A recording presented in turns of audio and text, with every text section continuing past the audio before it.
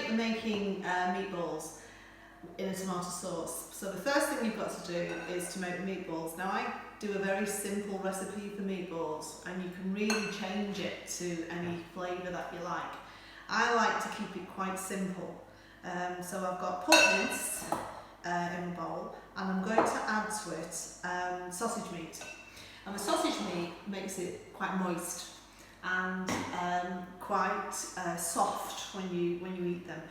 If you do whole meat, so beef mince or lamb mince or pork mince, it can be a little bit dry. So make sure that when you choose your mince, you don't have to choose the leanest mince. You can choose minces, I think this is 15% fat. Sausage meat gives it a little bit more moisture as well. So I've got my mince in a bowl and I've just got the sausages over here and I've saved a few just to show you that basically if you get sausages with the skin on, you can just slice down the middle. Be careful obviously with the sharp knife and your fingers, but you can just peel that skin off and then you've just got sausage meat. And you find in the shops you can also just buy sausage meat on its own, but these are just regular sausages and they're going to go straight into that. Now when you're handling raw meat, you've got to be really careful, especially raw pork, so you make sure you wash your hands when you touch them and make sure you don't cross-contaminate. Okay, so just have a bowl of hot soapy water ready and I can just dry my hands on that. So when you've got your basic meat mixture, and this is quite a lot here, I think I've got slightly more than the recipe says for the mince, but you could do this with beef mince or lamb mince and try it. Just try it. It's basically like a burger mix really. But when you've got your meat, that just needs to be mixed together. Now I'm using a fork. I'm going to use my hands in a minute just to show you that you can use utensils if you don't like the feel of the meat. Okay, now that's your basic meatball. So all I'm going to do now is season it up. So I've tried and tested several meatball recipes, and to be honest, I just like to keep it quite simple. So into that go herbs. Now I've got some fresh herbs here, which I've just snipped with my scissors to make them all into little pieces. I'll chop them up. And you could use any kind of herb. There's a mixture there. There's thyme, there's parsley, there's a bit of sage that I'm growing in the garden. There's all sorts of things. So any fresh herbs that you've got. If you haven't got fresh herbs, don't let it put you off. Use dried herbs. They're completely fine, and they're actually stronger quite often than fresh herbs in taste. So I'm going to put, I think it's a tablespoon about. This meatball recipe can hold quite a lot of flavour if you like, so you can put a bit more in than you need. So about a tablespoon of dried herbs, half a teaspoon of pepper. If you like pepper, you can put a little bit more in. If you don't like it, a little bit less in. And salt. Now I do think this needs a bit of seasoning, this recipe, so half a teaspoon at least. I might just stick a little bit, mine's about a teaspoon now. And that's basically all you do. Now if you want, now, that's my basic recipe. If you like, you can add garlic, or garlic salt, or garlic granules. You could add chilli, a few flakes of chilli or chilli powder. Anything you've got that you like, you could even try curried ones, they'd be quite nice as well. So you just flavour up the meat. And if you're worried about whether you've seasoned it enough or what it's going to taste like when it's cooked, a little tip is you could actually take a little bit when it's all mixed in, and I'm going to get my hands in here because I just feel the urge to mix that with my hands because it gets it all squashed together better. But if you want to see what it tastes like, or taste it when check the seasoning, you can take a little bit of it, squash it out. Let me show you in a minute. I think that's pretty well mixed. You can hear that whining, it's the dog trying to get in. He likes meatballs. So you could take a little sample, if you like, of like a piece of the meatball, stick it in a frying pan. You don't need to add oil because there's enough fat in the sausage meat to cook it, and then eat it, taste it and see whether it's seasoned enough. If you're happy that it's seasoned enough, you can start to shape them. Now, this is the fun bit where you can get all gooey. Now, some people hate this and some people love it. They enjoy this bit. So you can use your hands. Mine are a bit gungy now. I'd usually just wash them and roll them. A little bit of water sometimes helps as well to stop them getting too sticky. And I'm just going to pop those onto a plate, and I'm going to try and keep them a similar size because we want them to cook at the same time. So if you like little meatballs, do little ones. If you like big ones, do big ones. Quite good for toppings of pizzas. Some when you can buy pizzas with meatballs on the top, or if you're going to serve it in a roll, if you do little tiny ones. And sometimes for younger children, they like the tiny ones because they're quite cute. Okay, so I'm going to roll those, and you can see that I'm going to make quite a lot, so I'll be here for ages, I think. So I will come back to you when I've rolled them. Okay, so I've rolled the meatballs. You can use a tablespoon if you don't like touching the meat too much, or even gloves. And you can even put a little bit of sprinkling of flour on your hands if you want to, or water sometimes helps. So I've made loads, as you can see. This is quite a family meal, so it's really good. And the other thing is, if you flatten those meatballs, you make like a sausage burger.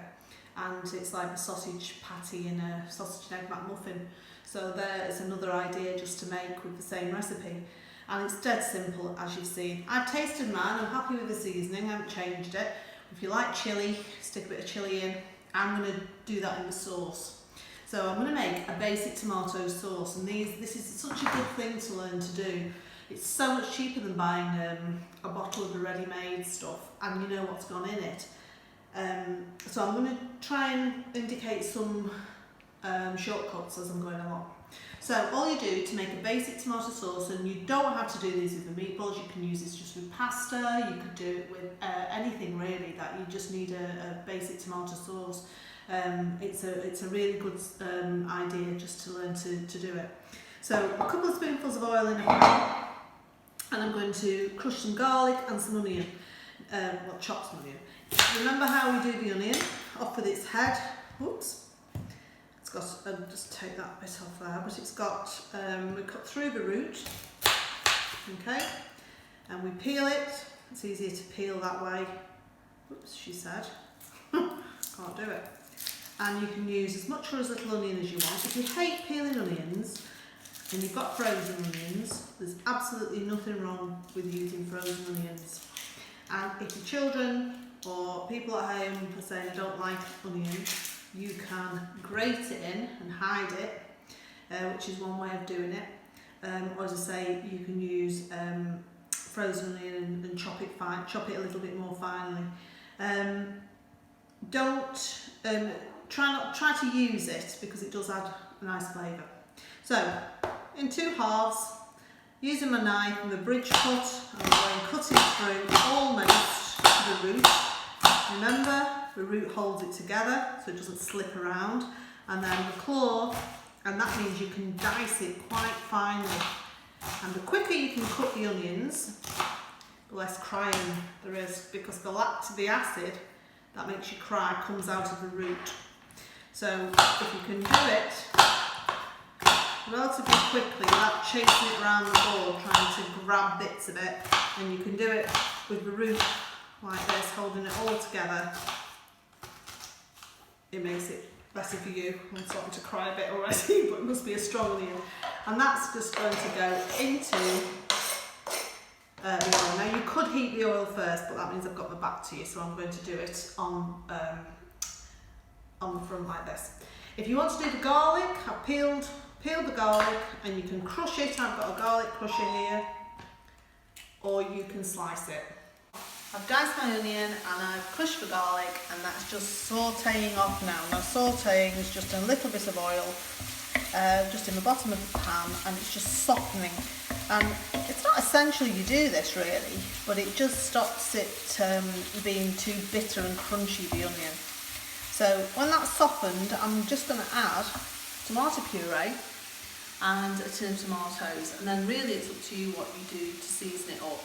You might put salt and pepper, you put herbs, dried or fresh, You can put mustard sauce in, you can put a bit of ketchup in it. I really tweak the sauce until it's how you like it. A lot of packet sauces and jar sauces have a lot of sugar in it. So this is far healthier for you because you don't put any sugar in it. It's just all kind of fresh ingredients. I mean, if you've got loads of fresh tomatoes, you can stick those in as well. And really, you're just experimenting until you find the taste you like. Some people put bacon in it, you put chorizo in it, I can never say that. And you can really flavour it up how you want. Now, while that's sauteing, I have got another pan on with my meatballs in.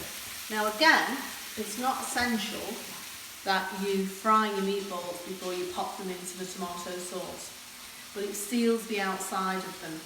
But it really isn't essential. These meatballs, because they've got a lot of sausage meat in, will hold together, they'll stick together quite well, but they shouldn't break up. If it was just minced beef, they might do, or minced meat, they might do. So those are just browning, and I'm deliberately not touching them. Once they've gone into a pan, I'm leaving them, and you might just be able to see, to just cook. And they're starting to colour a little bit, but I'm going to leave those for a few minutes each side until they're just browned off. I prefer them that way. If you've not got a frying pan or 2 pans on the go, don't bother. Just put them in, pop them into your tomato sauce. Okay, uncooked, unbrowned. So, browned off or sauteed off my onion and garlic. I'm going to add a little bit of chilli, which is not essential. Back to the recipe, I'm going to add tomato puree. Now, if you haven't got puree, it's not essential. Again, it's just an extra depth of flavour. Puree is very strong tomato taste, and that's all it is. So it just gives that extra tomatoey taste. And you can see it's also made everything stick together for the moment. Okay, so there you go. And then I'm going to put in a tin of tomatoes. Now these are, I think, the chopped tomatoes. Yes, the chopped tomatoes. But you might have plum peel tomatoes, the big fat ones, they're fine. Just chop them up in the pan, squash them. And squash them all up. And the good thing about the tin tomatoes is they have juice in. So basically that's providing your sauce. And that is your basic tomato sauce. So what I'm going to do now is season it up. A little bit of pepper, a little bit of salt. Try and put it in your hand first so you don't overdo it. And your tomatoes, I think, can take quite a lot of salt. And then again, feel dizzy. Some dried herbs or some fresh herbs. I'm going to stick some fresh herbs in a minute. And then I'm going to let that simmer, which means bubble gently until it just, the flavours all kind of come together. But it's you can taste it. It's no meat in there, so there's no risk of food poisoning. So you can taste it. If you want your sauce thicker, you let the liquid evaporate off by simmering it. It's taking an age to simmer this. If it's too thin, too thick, put a little bit of water in, okay? And it will just, or it'll add a little bit of wine, and it will add to the flavour. So my extra flavourings that I put in are... Not the Pringles. Not the Pringles, that someone's been niggling. They are a little squirt of ketchup, and that gives it a little bit of the acidity, the vinegary. I'm going to put a bit of Worcester sauce in, so anything you've got hanging around in the fridge or the cupboard, old sauces and things that you might think don't go anywhere, you can try them in it. And I love Marmite in, that's my secret ingredient at the moment. I love a bit of Marmite in things. And some of you will be going, and some of you will be going, So I like the saltiness of it in it. So, and you can't really taste Marmite, it just adds a little bit of savouriness. If you've got anything like bay leaves, fresh herbs, put them in and let them simmer. Now, if your meatballs are browned on each side, you can then pop them straight into the tomato sauce. If they're raw, Right, where are my meatballs? I've lost them behind the shot. If I want to, I can just pop those straight in, like that, let me show you, and they'll cook in the liquid, okay? The other option you've got is cooking them on the stove, so you can simmer them on the stove for about 20 minutes, or you can put them in the oven. Now the oven, if you think about the different cooking techniques, on the stove they'll remain quite soft. In the oven, the top will become quite toasty, and especially if you put cheese on top. That's how we like to eat them in our household, so that's what I will be doing. But really, it's personal taste, and it depends, you know, it's much cheaper to keep them on the stove in one pan than probably put your oven on for half an hour. So that's it really, and you can have a taste. I hope you really enjoy them. You can eat them with pasta, which I would boil a pan of water for, and that's on one of my other recipes, the macaroni cheese one. But you boil the water, follow the instructions on the packet, boil pasta for about 10 minutes, 12 minutes, and you can serve them with that. Spaghetti is the traditional one, isn't it? Or you can just have them with chips or jacket potato or rice or anything really, or just on their own. And even like Subway serve them in a roll. And you can do that, but obviously you make sure that you don't put too much sauce on, or it will be a little bit soggy. Okay, so I'm going to brown the meatballs off, pop them in, finish them off, and I'll show you what they look like when I finish them. Right, my meatballs have been in the oven for about 20 minutes. I've put cheese on for the last 10 minutes. Grated cheese, I've got a mixture of cheddar and mozzarella, and they should be cooked all the way through. So 20 minutes is plenty. If you're cooking them on the stove, 20 minutes is the same as well. So you can serve these with pasta, spaghetti, rice, anything you fancy. So I hope you enjoy them. Okay, see you soon. Bye.